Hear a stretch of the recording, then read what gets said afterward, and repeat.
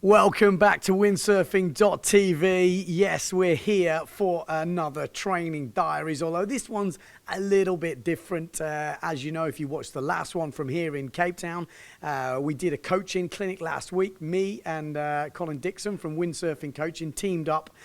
We had 10 guests come out for 8 days with 7 days of sailing and coaching.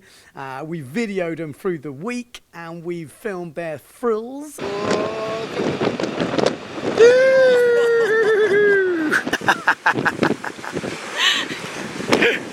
and their spills.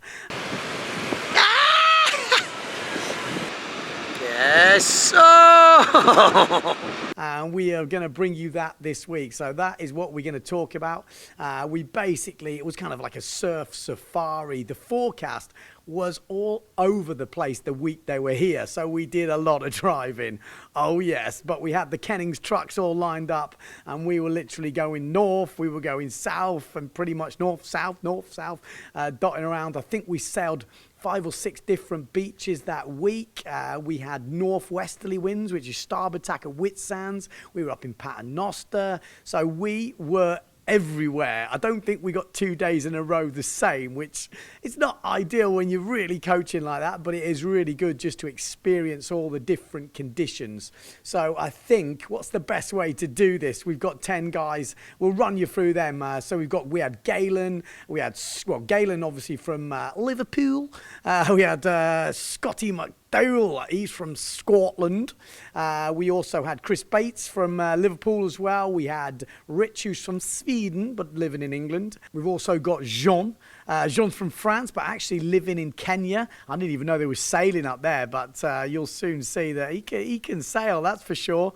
I think he brings chickens into Kenya. We've also got Flo, who's the German. We've also got Julian and Matt, they're from sort of down south, and we've got Catherine and Dave. So we had a full group. So I think the best thing to do is we'll just kind of pull out some things from this week, maybe some do's and the don'ts. I don't know how we're going to do it, but we're going to go through a few key moments. Kicking off, we're going to start with Jean, because if there's a rock, Jean will find it. Oh yes, he will. Oh my God, he is a rock star. Cue the music. Just check this fella out. I don't know if there's a rock on that beach, he will end up in it. Yes. And usually when he's borrowing kit, the second time we saw him in Paternoster, he's coming on the end of this wave and we're like, oh my life. Colin was laughing until he realised that actually Jean is going aboard. Yeah, the smile soon left his face. So be careful if you're lending him some equipment. What else we learned? We learned Matt looks like John Travolta. Yes, he does. Check it out. Can you see it? Can you see it? Yeah, you've got to see it a little bit, surely. Yeah. Matt is John Travolta. What else did we get? We got Scotty. Now, Scotty from Scotland. You have to remember, if he's on a wave, he's lining up for a wave, get out of his way because he is coming through. Check the forward loop next to Galen. Oh, Scotty! Flat! Yes, that is close. Check the top of the mast. Oh, starboard tack forward nearly cleans Galen's head off. Also, on the wave, if you're in the water, you see Scotty coming down the line, you better start diving. Duck diving, that is. Scotty floating around this girl on the inside in Whitsands. That's pretty close. Also, Scotty, also, when he's on the wave, he ain't going to take no shit. You can't nick his wave. Look at this. Just muscle him out the way. Yeah, exactly. So, Scotty McDowell. He does do a little bit of wave sharing, though. Him and Jean sharing a wave up in Paternoster. He soon take care of that. Takes the control and leaves him for dead. So there you go. Scotty McDowell, if you're on his wave, get out the way. And talking about Scotty McDowell, you have to remember, he's from Scotland. He's not used to the sun. So always wear sunscreen, kids. or you could end up looking like an Umper Lumper. Yeah, it doesn't help though that the boys pretty much climbed Table Mountain in the middle of the day on the hottest day of the trip. Scotty, I think he said to the boys it'd take them 40 minutes. Took them a few hours. Chris Bates was, he was loving it. He was loving it. So yeah, there we go. The boys climbed Table Mountain.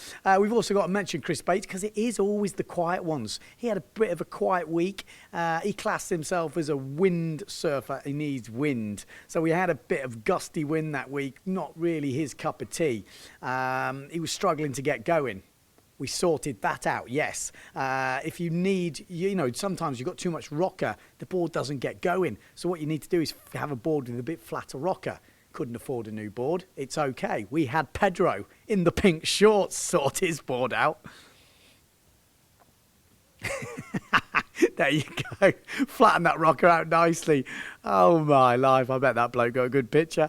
But also, after this, we saw Chris Bates launch into this thing.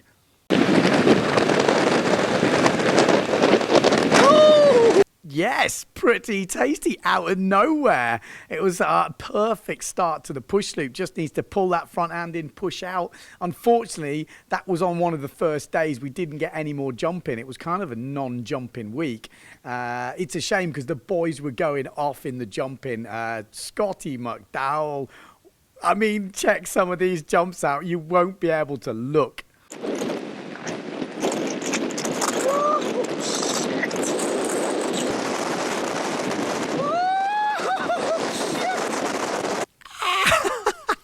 No foot. I don't know if he's going for the no-footed forward, but it looks like carnage. There's like a woolly skipper thing on the inside where his feet come out again.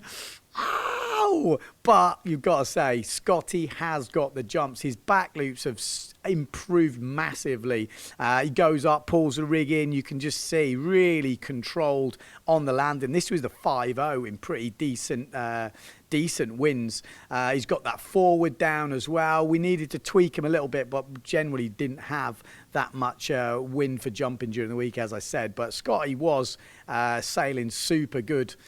In the end, it was actually up to Scotty because he really needed, because we had a lot of wave riders, work on his aerials. So he was going a little bit deep on some of them for the waves. So we kind of changed it a little bit. And towards the end, he definitely got the right technique. I didn't get any of his really good ones on camera, but you can see with this last one, look at the smile and the thumbs up. There you go. You can feel the technique coming.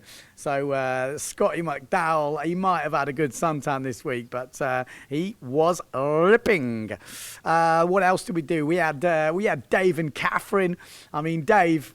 Look at the moves on this fella. Look at the moves on this fella. He's definitely got the moves on the beach.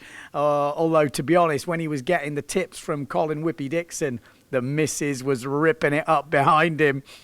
Yeah, exactly. So I think that's the wife won, Dave nil.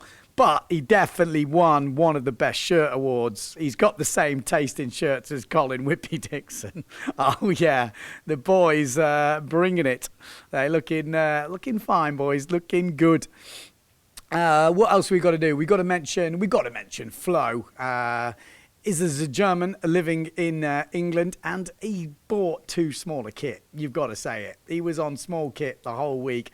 Struggling a little bit, 82 litre, I think.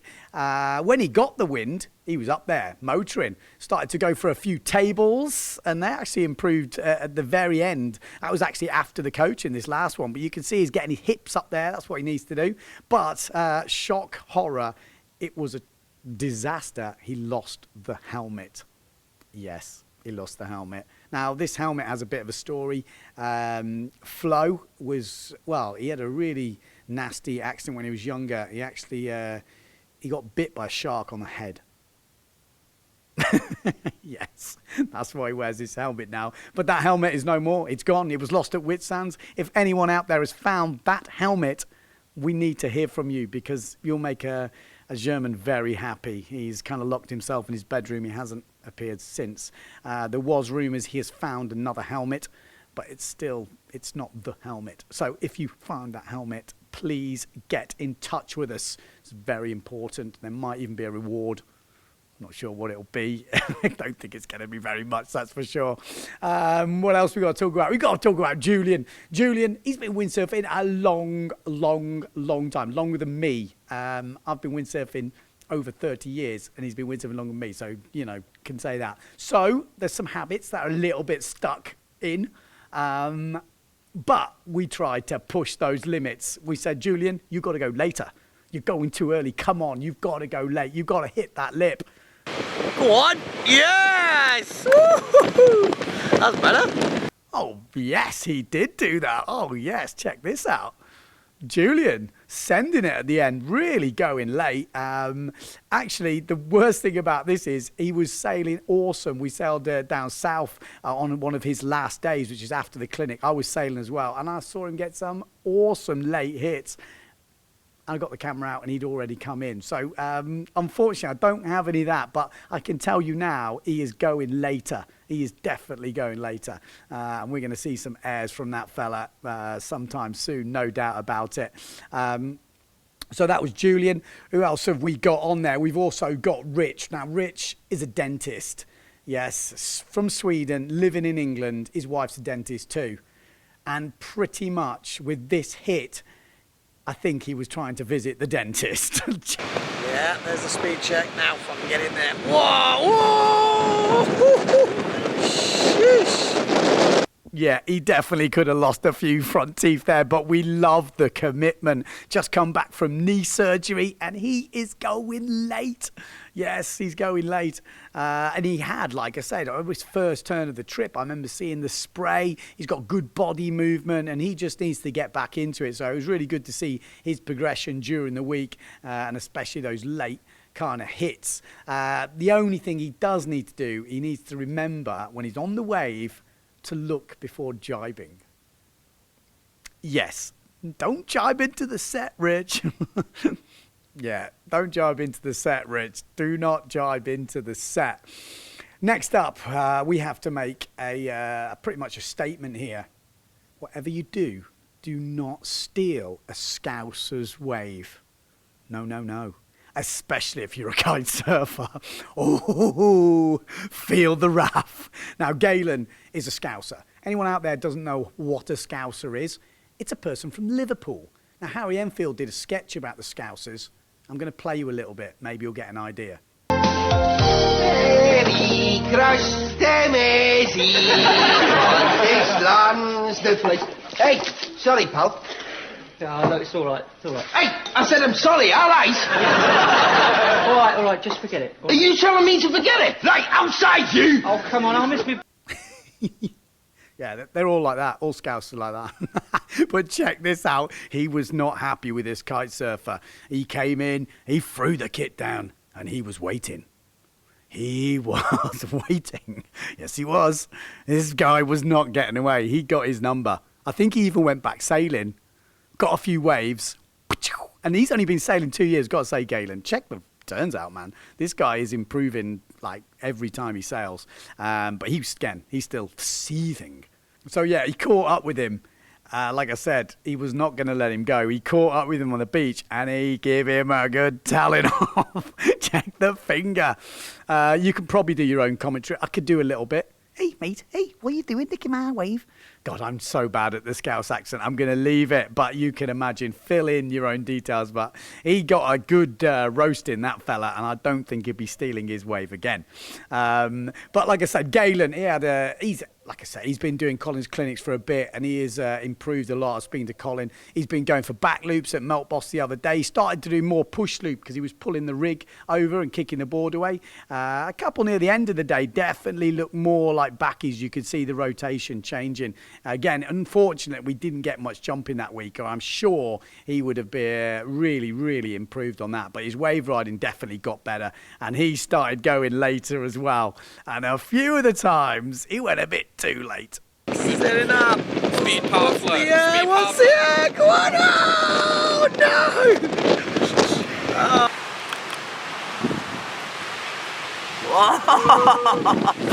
Oh, Galen went down.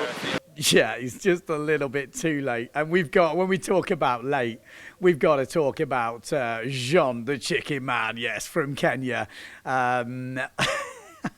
This guy, it's a shame, but he is one of the fastest on the wave.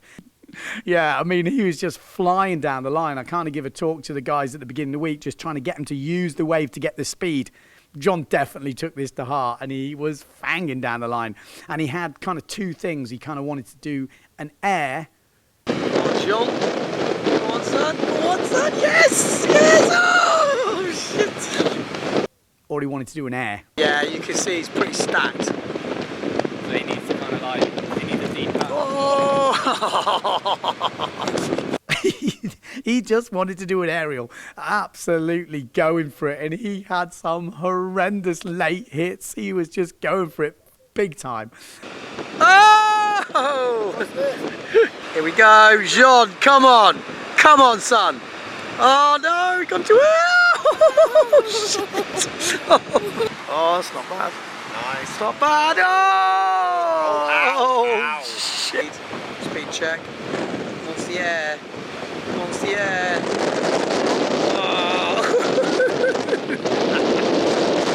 Really good to see, though, the commitment from this bloke. And he, like I said, just needs to get his feet up. We changed his angle of attack, and a couple of ones near the end, you could see how it was working. I think a couple more days and he'd have been absolutely smashing those things out in front of the wave. He did get a few turns in during the week. There wasn't many, but there was a few turns. Most of it was late hits and aerials. So really good to have Jean on the clinic. We took him out. Well, we took quite a few of the boys out to Camps Bay, to Caprice, one of the hottest nightclubs in Cape Town. We had a night there with Amada Riesvik, Ricardo Campello and Goito and all these boys. And that was pretty cool. And I think Jean will remember that taxi ride home for probably as long as he lives. Colin Whippy Dixon on fine form. So yeah, that's how it was going so far that week. We've also got to say, sometimes when you're doing these things, you've got some big waves coming in. Sometimes you're going to make it out. We telling everyone, you've got to push through. Don't give up. Push that board forward. Try and get through it. But sometimes you just have to let it go. Get all of that. Let it go, let it go. Julian with a fine example of the Robbie Nash catapult. I think I've seen John Sky use this manoeuvre in Who Keeper, but this is perfectly executed. You can see the rig gets over the top so it doesn't wash in. Absolutely brilliant. Catherine as well had a little moment at Meltboss where she had to use this exact technique as well. Yes, so there you go. That is the coaching week. We're going to have a little bit of a montage while we're playing of some other moments during the week, but we had a top laugh. 10 great guys. Obviously, Colin Whippy Dixon is a legend and always fun to hang out with, but we had a great week. We would have liked more jumping. I won't lie to you. I would have loved more jumping. We could have done the proper coaching diaries I was hoping for, where we would set challenges, but sometimes, the weather doesn't play ball. We had good conditions, just not that sort of that thing I had in my head. But an absolutely awesome week. Thanks to everyone that joined us. If you're interested in any coaching, we're going to be doing a few more of these. Just put your interest to an email to me, ben@Windsurfing.TV. I'll put it down below. And just say something, a little bit of your level and what sort of interests you. Pretty easy. And I'll put you on the list of places, and then we can just send an email out. But yeah, that is it. That's it. We're done. Next training diaries we're going to have will be back to a normal training diaries. We have quite a lot of the Fanatic North team coming up in the next one, and we have some other little bits and pieces. It will probably be a week from now by the time I get it down. But that's it. Thank you for joining us. Oh, and I have to put a disclaimer out there because this didn't happen.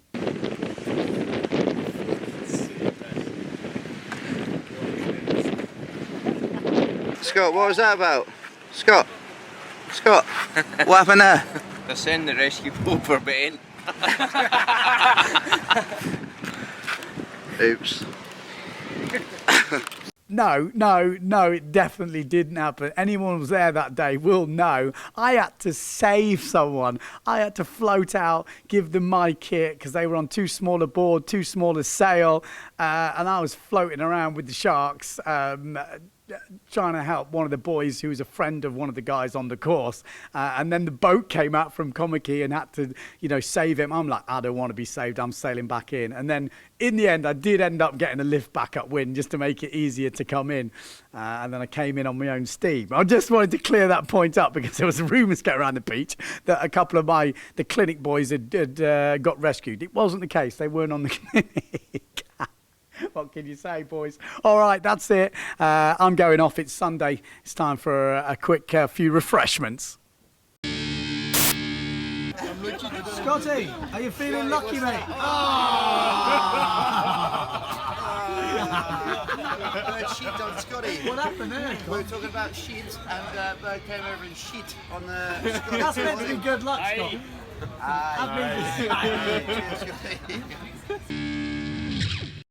Well, thank you for tuning in to the Coaching Diaries. Like I say, a little bit different to what we usually doing, or actually it's pretty much the same. But remember, if you want to subscribe to the channel, you can click down here on the globe. It's around here. If you want to watch the video, the first training diary from Cape Town this year, we're going to put it over here. And the beer money is always going to be, but I've kind of lost the link, so I'll have to put the link below. If you want to send in some refreshments, or if you think I might have videoed you this week, then chip some beer money in and we'll get those videos to you.